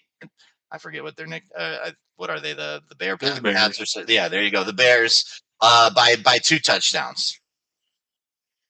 I don't remember drinking a lot this week, but I think I did before I sent these in. So here's the thing. I'm sitting here looking at this. There's like a 19-point difference on offense in the ratings. Actually, 17 on offense, and it's 20 on defense between these two. Right? The game's at Missouri. Missouri has played a much lighter schedule. They won at Bowling Green. They won at UL Monroe. They beat Arkansas. They shut out Arkansas State, which I guess shutting somebody out is hard to do anyway, but it's Arkansas State. Missouri, by the way, barely beat a Boston College team that had played very well so far. Beat Kansas. Their only loss is at Penn State and the Niddler. And for some reason, I still pick Missouri State. But I'm just you know what? I'm standing up for the little guy, man. I'm standing up for the little guy here. I think Jose is a good coach. And I think here's the thing about Missouri State. They have a couple of offensive weapons, right? Like there are a couple of pieces there that are good players. However, I just don't think defensively they're going to slow them down. But much like Penguins hate for Kirk Herbstreit, piss on Drew Lock after the Texas Bowl when they played Texas a few years back. So I'm going Missouri State just because I hate Drew Lock. But I'm going to be wrong, I think. I respect that pick. I really do. That's some confidence. Yep. I mean, this is if you told me this game and we were given it was at Missouri State, I would say there's a chance because I've watched both coaches and I think Jose's got something. I think he can do some things. But that SEC home field plus the talent gap, I think Missouri State can play a perfect game and it still would be not quite enough. It's just going to be too much to overcome. I think it's a good game for a half, and that just the talent and home field just make a difference on a few plays where Jose's got to put his controller down and say, "There's nothing I can do." So Tigers by a couple of touchdowns. And one of the biggest factors in this game, I think it was pretty close. The rating differential on defense, I think the defensive line is going to be a big difference where Missouri might not have to bring any pressure. I mean, any blitz to get pressure to where they'll be able to sit back in coverage to whereas Missouri State, they're going to have to get really creative with trying to develop some type of pressure, even a run pressure, run blitzing and stuff like that to stop and slow down Missouri. The biggest factor into me picking this game because it was so close was that I've been to a Missouri game. It's the only SEC football game I ever been to, and they weren't even in the SEC at the time. It was a long time ago. Back in 2006, I got to watch Adrian Peterson play football for Oklahoma when Oklahoma came into Missouri and played. A lot of fun, but that's really the only tie I have to either school, so I got to pick Missouri, the Tigers.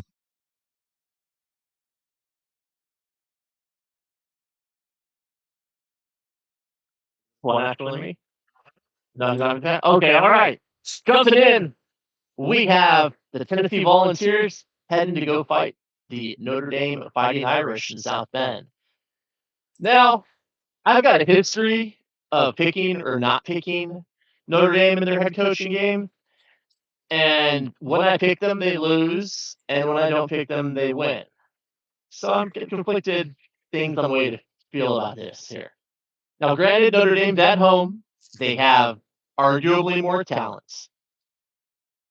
But I just feel like Tennessee's going to win for some reason. I don't really have any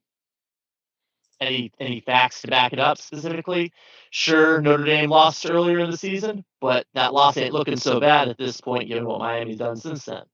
So I still got to go with the Vols and that god-awful fight song by a couple touchdowns. Yeah, a lot of people don't like that fight song. I actually really enjoy it. I don't know why. I always have. Have you been to a game at Tennessee? Whoa. Have you been? Go to a game at Tennessee and get back to me if you like that song still afterwards. I was neutral till I went to a game. I can't stand it now. It's all they play. They play it all game. Sorry. There's No, two things that fire up Penguin, Pat, and it is Kirkwood Street and the Tennessee Volunteers Rocky Top. Wow. Okay. Noted. Yeah, no kidding. Anyway, that threw me off my game. Vegas has been playing really well, running the football. I think this is going to be a low scoring game. Both teams play really good defense. You know, I think Vegas mentioned it in the live chat this week. It is kind of like a quasi playoff game. I know Notre Dame losing that game to Miami early in the year. He has a 10-win goal this year. So he really needs this Tennessee game. So this is probably my second favorite game of the week. I just, as you guys know, I absolutely cannot stand Notre Dame. I hate them with everything inside of me. Being a USC fan, they are my least favorite team in college football, and I will continue to pick against them until the dawn of time. I think I did pick them once last year in game day because I virtually had to because they were never going to lose. But no, give me the Volunteers, and I'm going to play Rocky Top as soon as this show's over. Can't wait to listen to it. Well, Why wait? Yes. I'm working on AI right now to get a video of Kirk Herbstreit singing Rocky Top. Which that'll be Penguin's new intro video on game day. Yeah. Not sure what kind of weapons Penguin has behind his flannel there, but Herbstreit might find out if we do that. No, here's the thing, man. Like I'm also a Notre Dame hater, like I just in real life. But honestly, I just can't. I don't know what to make of them in that weird triangle we hit on the rankings, right? The Notre Dame, Miami, Nebraska triangle. Like, what really are they at this point? I think Tennessee is proven, kind of Vegas has proven what he can do. It is interesting because it's at Notre Dame. If it was in Knoxville, right? Okay, we're thinking Tennessee for sure. I'm still going to take the Vols, but I'm with you. I think it could be a lower scoring game, and I think it'll be really close. I think it's a very good matchup. Probably, I think maybe the hardest one to pick of the bunch, but I'll go with Tennessee. Then Homie posted in the live chat that the over-under for this game is 38.5, and man, that couldn't be spot on for what Pat said. I think this is going to be a low-scoring game. You're going to see the difference in the game, I think, being a turnover, probably a pick six, and that's going to be the biggest difference. I think it's a 7-point game. I think he has Notre Dame being a 10-point underdog, and so I think that's about right. I think Tennessee wins by a touchdown here in a really close game.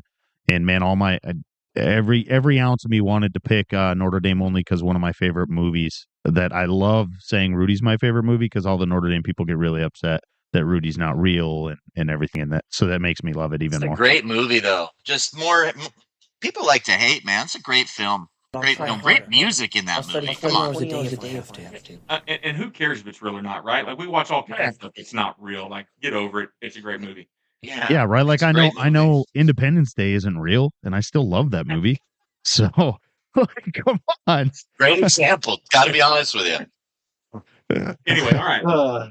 The aliens were off sides in Independence Day, but okay. Anyway. Okay. Oh my God, Penguin, stop! I know, Mr. Negative Nancy over here. Holy crap! No wonder he does this show from a closet. Herbstreit, Rocky Top, and Rudy. Okay. Sheesh. So then the next one on the list, this is an interesting game to me. Texas is on the road at Florida. Obviously, Jiggy, a good player with Texas in that roster. Haven't seen him play. He's got a game with Illinois we didn't get to see this week. I think it would have made it a little bit easier to make the pick, right? If we had seen Texas, Illinois, what we have. Florida, of course, we were talking about that when they lose to Miami by 4 on the road at Miami. Going into the year, playing against Florida a couple of times in scrimmages and seeing Lagway and the quarterback play and what he could do. I think it's interesting. I think being at home maybe keeps it closer than I probably would think ultimately, but I'm going to go with the Longhorns here. I would never pick against them, I don't think, in real life or in the NDL, but unless they were playing me, but of course they'd win that one too. But I'm going to go with the Longhorns here. I think that it may be close, but I just think that, Jiggy's a good player and he's got a good, a loaded roster there at Texas on both sides of the ball. That defense is so good with Colin Simmons and Hill and those guys. I was all set to pick the Swamp Donkeys in this one till the end of that game the other day. And I gotta tell you, my confidence, I know playing defense is tough in this game. My confidence in what the Florida defense can do was definitely shaken. And it's not like, Texas winning this game is an upset to most people or anything or whatnot.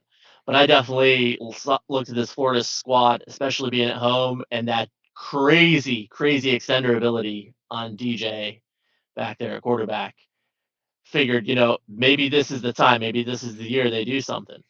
But no, I think that Miami game might in fact be the beginning of the end, and this game may not be close. Longhorns, easily. Yeah. Jeremy nailed it. Don't have to go too much into detail here. The home field thing might make it tight for a little bit, but Lagway's going to break those sacks, but the Texas defense is even more loaded than the Miami defense, and Miami was just getting to them left, right, and center. So give me Texas probably by 3-4 touchdowns going away in the fourth quarter. Yeah, the biggest thing, and I watched that game the other day against Miami, is that that game was a blowout in the first half. The game was a blowout, but like you hit on, Penguin, is that Legway made some throws, 5 or 6 plays that he extended, or just throws he made right before contact, that I think he's the only quarterback in the video game that makes that play. And so really it's and I think Texas is loaded with talent. They're obviously one of my contenders, but it's like, what Florida team do we get? Do we get the first half against Miami Florida team, or do we get the second half where offensively he couldn't do anything? He's turning the ball over, couldn't run the ball, couldn't play defense at all for a lick. All he needed was a couple stops in that second half to win the game and control the clock. And so, I think that that's going to be a meltdown game for Big Mike in Florida. I think you're going to start seeing a bunch of letdown games from him as he tries to potentially change some things up and stuff. I think Texas wins by a couple scores, and it's going to be the same scenario. Close game in the first half. Texas is going to open it up and blow it up in the second half.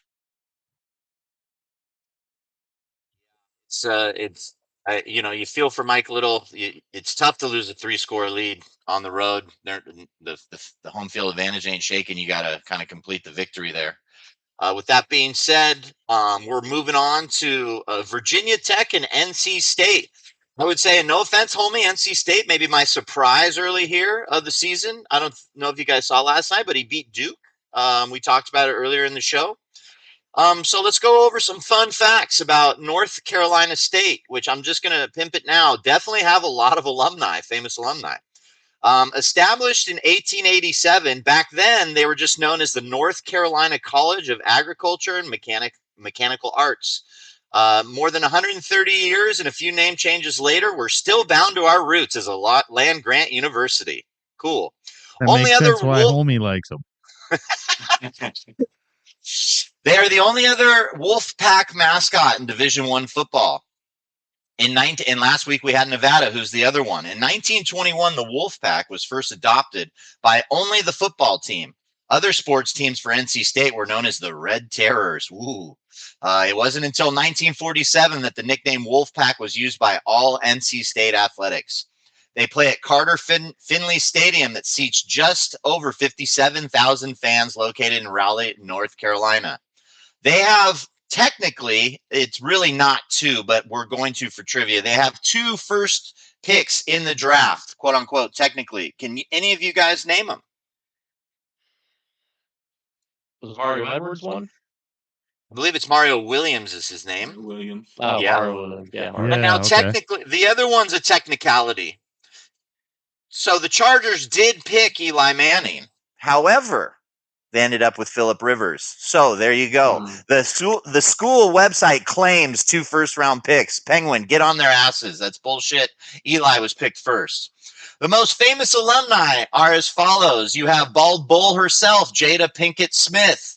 Anthony Mackie. If you guys know, he is in the Avengers. But if you first remember him, he was getting roasted by Eminem in 8 Mile.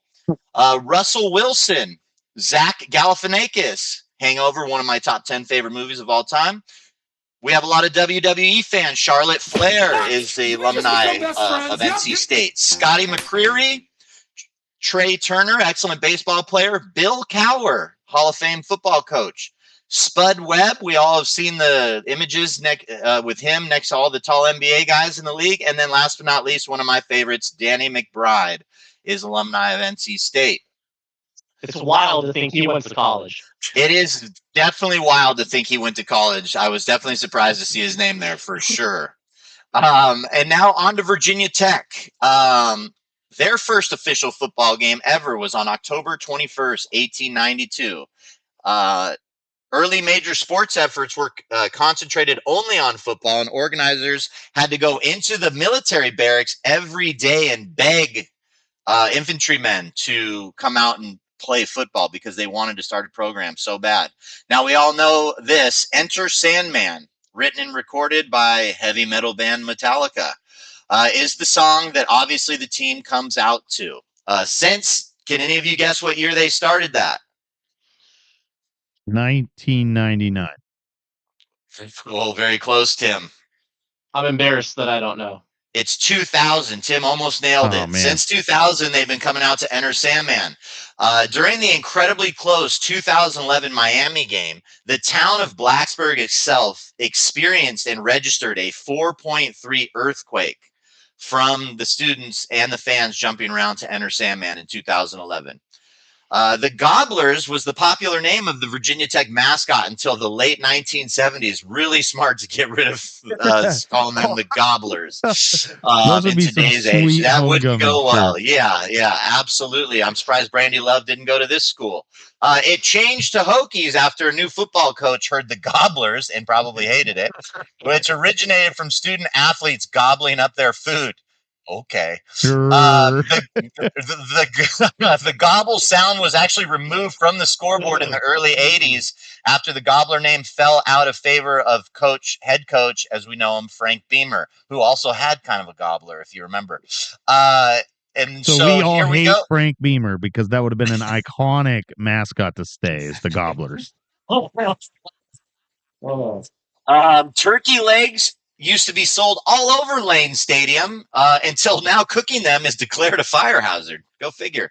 Now the turkey legs are available in just one location between the east and south stands, and they've installed a bigger grill to meet demand. Really useless fact there. Famous alumni include Michael Vick, Del Curry, Bruce Smith, one of the best D linemen of all time, Bruce Arians, in my opinion, one of the most underrated football coaches in the last 20 years. And then, if you guys remember the Legion of Boom, my favorite guy on defense, I know, Tim, you'll know who this guy is. Cam Chancellor, went to Virginia Tech. Here's what's interesting. I feel like Jeremy, and maybe I was drinking before I made this pick, because I really thought I had VT pegged as really turning it around. However, I still am picking Virginia Tech, but deep down, because I have to, because of the graphic below my name, but I really do think NC State wins again. I think I didn't know I had a long lost brother, but this may be the case. I do want to go back and say this real fast. There's two things you mentioned in your intro there that I think are correlated. You may not have put together. You said that the name used to be the Gobblers because of the students gobbled up their food, and then you also mentioned there was a 4.3 on the scale earthquake during a game. It could be the sorority girls of Virginia Tech, maybe not who you're trying to get with, maybe because of all the eating, the gobbling, so to speak. A lot of gobbling going on there that's causing that. I'm with you. Here's the thing: NC State's win at Duke kind of changed my mind a little bit, right? Because I was going back to Week 1 when Virginia Tech and Tennessee played, and if you watch that game, Virginia Tech probably should have won the game, right? I think it kind of got away from it. It's on the road, things changed. Tennessee wins the game, right? And Tennessee's a team obviously we think a lot of. And you look at the rankings or the ratings, Virginia Tech has the edge. They're tied actually when NC State is on defense, they'll be even. When Virginia Tech is on offense, they're ahead. Man, the other thing that sticks out, and you guys, we talked about Wake Forest and the points they score. NC State went to Wake Forest and held them to just 20 points, right? And so once again, we were doing something other, but I'm going to pick Virginia Tech too. I still am going to hold. I'm going to not let recency bias get me. I'm going to look at what I saw the whole time and take the Hokies. But this is a really tough game to pick. I think it's going to be a really good one. Yeah, that NC State game the other day definitely caught a lot of people's attention for sure. But still, I'm still buying Virginia Tech, even with the game against Ohio State the other day. I think that's a case of playing one of the top 5 teams out there, and it's just going to happen to pretty much almost all of us. I think Chase is back. I think there's definitely a ceiling on how high these Hokies can fly. But as a player, I think he's back in his groove, and he is going to be a pain and I don't think the Wolfpack will have quite enough for him. So Hokies by a touchdown. Man, Pat, this is one of my favorite tidbits you've ever given on the show so far. And you've given a ton of good ones already. Is the Gobblers. Like, I just can't get over that. And so I obviously had to do a little bit of research here. And so in Virginia Tech, they actually have what's called the Gobbler Fest. And it's been going on since 2008. And it's not what was so obviously I'm like, oh my God, I bet the sororities and the frat houses have a blast with this, right? For And sure, all they it do. is it's a festival that they run on campus to promote campus life, to be involved in clubs, stuff like that. And so I can't imagine what kind of parties go on. And all I know is I Yeah, you need a can. T-shirt. I bet the T-shirts are amazing at this Gobbler Fest. And for that alone, I watched Virginia Tech. Anybody that knows VT there, definitely for years past, is you could probably label them as one of the goats and the kings of user play on defense. One of the best users of all time on defense. Loved playing safety. I watched his game against Wake Forest, who's been up and down this year. But man, I saw glimpses of the old VT again. He started controlling the linebacker a little bit more instead of the safety, and he had some great user picks down the field. I think that it's really hard for me to pick against VT, and so obviously Pat threw in the Gobbler, and so I've got to put up their logo on the screen. I got Gobblers by 2 touchdowns. Love it, love it, love it. I'll be searching for a shirt, by the way, this weekend. As soon as we're done, I'm looking for a shirt. Fantastic. Amen. Well, that brings us to our game of the week. We've got Oregon Ducks heading to Penn State, and what game that I am assuming will be a whiteout. And, as much as I can look at Oregon and see all that speed and see that they were playing in the title game last season, I also got to stick back to where I called them a pretender. And Penn State here is going to show us what I was talking about. Midler and that home crowd and that talent on that roster, they're going to show the Ducks had a weakness for the Beavers, and they're having an even bigger weakness for the Ninty Pussycat Lions up there. And Penn State wins this game with a decisive fourth quarter.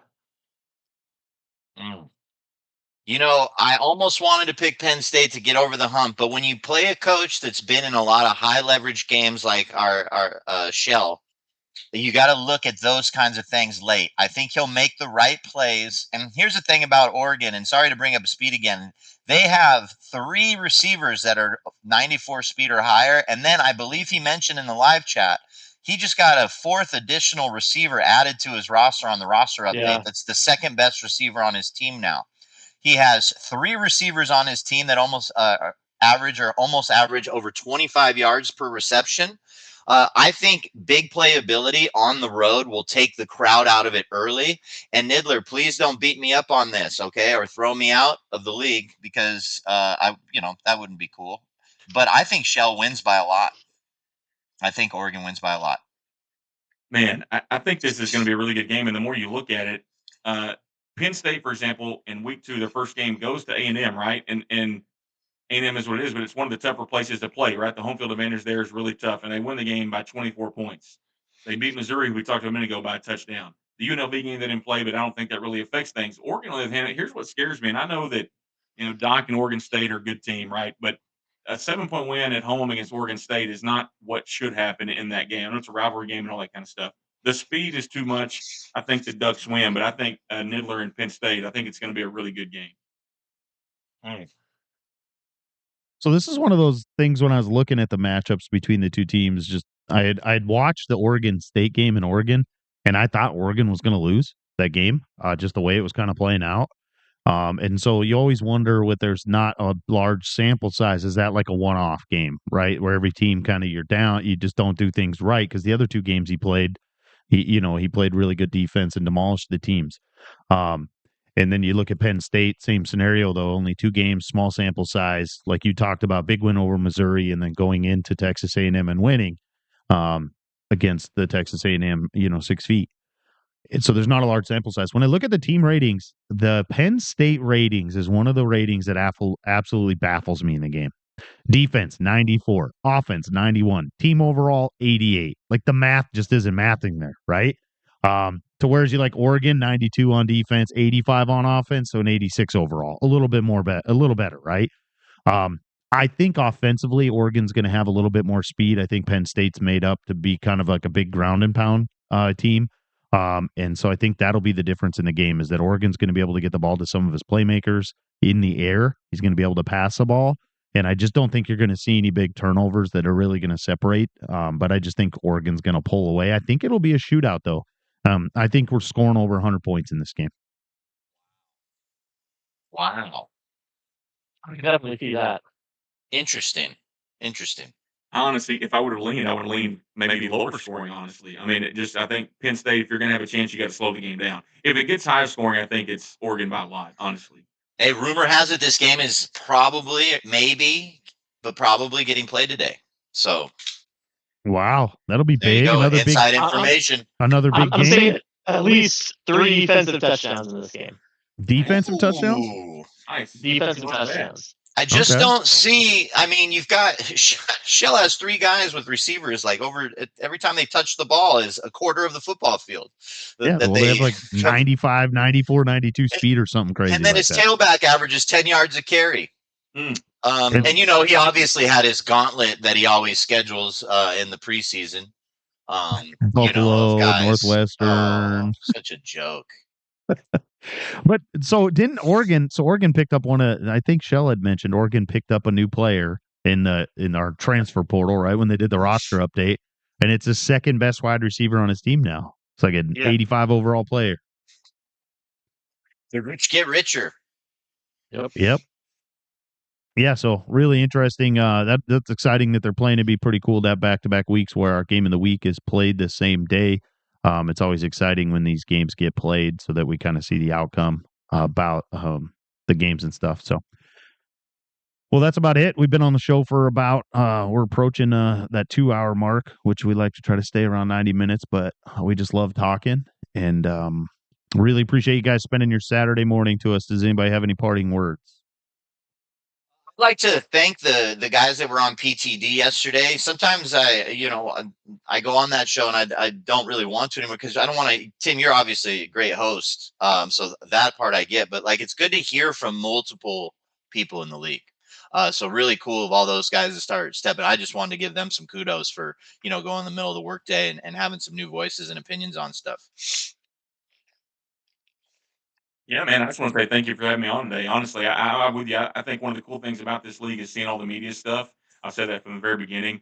Getting to hear so many different opinions and a depth of care about the amount that people care about this league and what they do. And man, that just makes it so much better. The community is great, but then all the extra stuff people are making the videos people are making are just absolutely insane. It's just a great community, and I don't know how many games I'll ever win. I don't know when I'm going to win my first one, maybe in 2028. I don't care. I'm going to be here, and I love it. And so I appreciate you guys having me on today for sure. Penguin, Been a pleasure having you.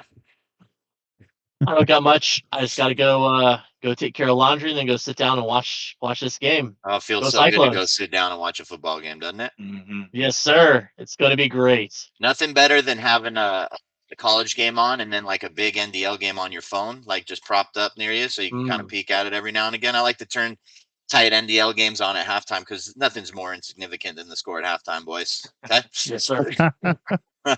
Hey, and just ask Big Mike. And his homie said Block 3's officially open in the NDL. Get your games in. Let's go. Stay tuned for some news on when College Game Day will be next week. It most likely won't be the same time. It's either going to be pushed up earlier or we're going to push it back a little bit later, most likely on Saturday. So keep it real, NDL.